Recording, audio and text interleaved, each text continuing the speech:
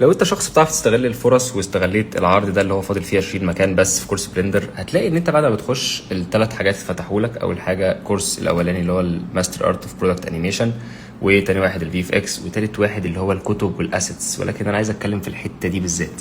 لما تيجي تخش هنا هتلاقي ان انت بيتفتح لك على طول كتب معينه تقدر ان انت تستفاد منها بعد ما تخلص خالص، زي المجوهرات ازاي تعملها اضاءه، زي الاضاءه للمبتدئين، الاضاءه للانترميديتس. وفي حاجه اسمها سوبر نوفا اكاديمي هيلب، ده اي حاجه انت بتفكر فيها او بتراودك هتلاقي الاجابه موجوده هنا. الاحلى كمان ان انت لو بتتعلم الفي اف اكس دلوقتي وخلصت ونفسك ان انت تشتغل على فيديوهات، هتيجي هنا هتلاقي ان في مكتبه فيديوهات مرفوعه، ده غير اللي لسه هيترفعوا من فيديوهات نظيفه فعلا متصوره، مش من حد غريب، متصوره من انا شخصيا كسيف.